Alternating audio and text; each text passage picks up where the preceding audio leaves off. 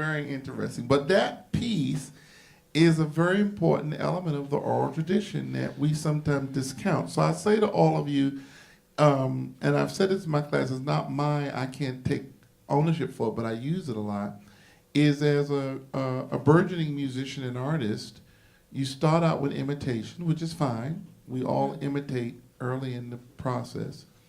And then we move from imitation to emulation, where we then pick selected people or styles that make a difference in terms of fine-tuning our growth process. And then we move to innovation. Ray Charles was in innovation all the time, every day. And he, without knowing it, because Barry Gordy said this to me last year when we met Mr. Gordy, he said, you know, we were doing these things to survive. We had no idea what we were doing was so genius. We allowed you intellectuals and you scholars and you educated people to come and put it in the context for us. Ray Charles did not know necessarily that what he was doing was opening the door for the legitimacy of an African-centered aesthetic that would lead to Sly and the Family Stone, that would lead to Michael Jackson, that would lead to all of these artists that have come and took it to another level in terms of expanding the notions of standards. All that stuff and all that space was a legitimate part of the way those things are done. I wanted to turn to... Larry, before you move on, yes. I can't let you go without doing this, because, you know, I coach singers. Yes. And there is a thing that you said that I always say the exact opposite, and I hate to dispute you, but I have to say this. When you copy anybody, I have to say that you are starting as lesser than, because they got the juice already. You know, when they have a hit record, anybody, and you copy them, they have the juice. So I say, why start there? Why don't you take it completely apart as a story and then make it yours from the beginning, even though you get all of the ideas from the... I just want to throw that in there. Oh, I hear you, and I don't think we really disagree, but I'm going to come back to you with all due respect on that. All right. And that is, in today's musical economy and expressive economy, we have a level of arrogance where you don't know the language, you have not learned the rules, you do not know the melody, you have not studied at all, you don't know who Dinah Washington was, where she lived, who her mama was. And so what you think you can do is stand up at 17 or 18 or 20 and just start singing and improvising when you don't even know the rules of improvisation. And so if you don't know where you're going, any road will take you there. So what I'm talking about is you just get up and you feel that you, because you have been given some creativity. Me and my colleague here, I want to introduce Professor Jetro da Silva from Brazil. Stan, he's one of my wonderful colleagues the other night, and he's my brother, and I love him dearly. We met a young man, very talented, extremely talented young man, a genius talented, but we had to impress upon him with all that genius, you still got to learn some repertoire. So what I'm saying to you is you're already starting from the place that you know that, and so you might as well make it your own. But it is really outrageous to know nothing and think you can get up and sing the blues. Because you listen to Eric Clapton, and so now you're going to play Eric Clapton. Now and you don't need to take any of these other courses. You don't need to know the history. Can we just play the damn music, Professor Watson? Do we have to talk about it? Can we just play the music? Yes, we could if you could, but you can't. And so therefore, you need a background in how to do this. So that's what I mean by that. But me and you are not disagreeing. Those who are at that level can do that. So the first thing is, I say to many students, it's natural. When I was growing up, I listened to Stevie Wonder. The first one I listened to that when I realized I might be able to sing was in college. I bought a group of albums that y'all don't know about albums, but anyway, you Columbia Music, y'all remember that, and they give you 50 albums for free, and then you had to buy albums for the rest of the year, right? Big CDs. And so you would buy all the greatest hits by people because everything else was horrible, so you just buy everybody's greatest hits. So I bought Sarah Vaughan's greatest hits, Ella Fitzgerald's greatest hits, Johnny Mathis' greatest hits. If you don't know those names, you're in trouble. And I sang along with the record, imitating "When Sunny Gets Blue, her eyes get gray and cloudy." Yeah, and when I but you got know you through, were I said, "Ooh, that don't sound so bad." So I really dedicated myself to trying to match Johnny Mathis line for line. Then after that, I said, well, let me listen to Johnny Hartman. Well, then let me listen to Donny Hathaway. That's when I began to expand it. Then someone came to me when I was doing all these clubs and nightclubs and said, you know, Larry, we know all those other singers, but we don't know you. You done Al Jarreau tonight, you did George Benson, you did Luther Vandross, you did Johnny Hartman. Who are you? And that's when the Ray Charles lessons came in, where you completely take something out, but you can now take it out because you know the basic foundational rules. And you just said, Professor Watson, you just said, who are you? And I'm inviting people to think about, where do you go when you are low? Where do you go when you're low? What do you rely on that helps to keep you grounded when you have those quiet moments when you're by yourself, or when you don't have any money, or when something else is happening in your life that you really can't manage? And I think that when you look at where you go, you're going to find out who you are in your spiritual context, so that you can understand what it is you need to be supported and what it is you need to avoid when you're in those crevices, because you're going to be ripe for some kind of addiction. You're going to be ripe for that bottle of vodka or that crack pipe or something. And you know, we can all say that it would never happen to me. I will never do that.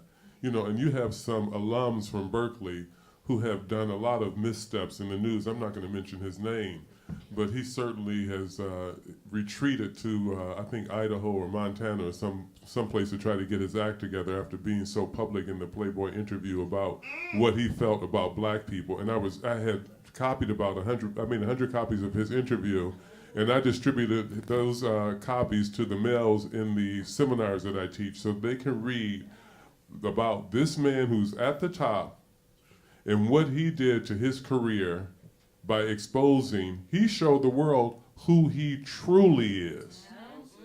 Now he is in recovery. He's trying to repair his career and trying to put a patch on his sexism, his racism, his addiction, and his ego. Because his ego was destroying him. And it may have, I know it ruined his career on some level. But now he has to try to come back. He's in recovery. You know, and you can look at these parallels, but his ego is responsible for his demise. And that's why it's very, very important for you to look inside, think about where you go when you're really low, and find your real inner strength so that you can humbly be a successful person. Because you did not get there by yourself. And when you're at the top, think about how you got there, but also think about how you can help somebody else get there, and be very, very humble and grateful and thankful that you are there and healthy and whole. And Dr. Johnson, I just wanted to add that earlier when we were talking, you talked about artists being wired differently. You know, and I think everybody out here knows, okay, there's something really different about me. I am wired differently. I may not think the same way everybody else thinks, but and I also, Dr. White said that that we struggle for perfection, and really what I've learned is because as artists we are so intense. And the difficulties that we place on ourselves in trying to be perfect are some of those things that cause the stressors. You know, for all of the artists that we look at, we're talking about Ray Charles, we're talking about all the other greats, and talking about ourselves. You know, we have to look at the fact that we put the stress on ourselves to be perfect. And so in our own little world and in our own little heads, we have to kind of figure out what's a way to be able to escape that. So what I teach, and I've been working in the addiction fields for 20 years, is that we work to be better. So it's not work to be perfect, but work to be better. And that way we can always gauge ourselves from where we were to where we're going, but not to something that we can never attain in this lifetime. And we make ourselves crazy. And those are the things that kind of add to addiction, because in addiction, you are perfect.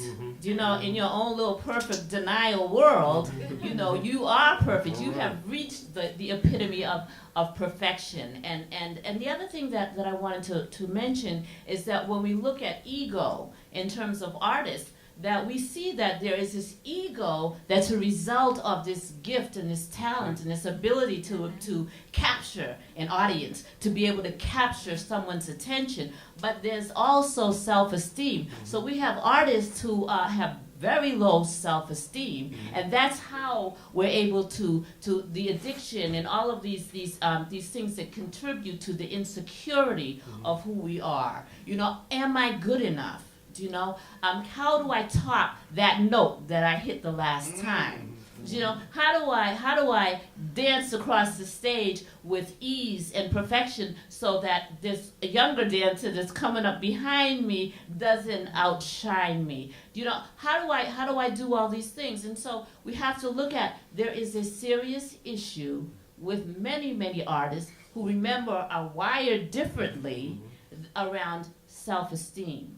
But the ego comes into play because of what you can deliver, because of what we have attained, because what we believe. So we have to kind of find the balance in here where we understand the differences and we're able to kind of stream those together, and then we become the whole person, where we really understand ourselves, and it's okay to dare to be different.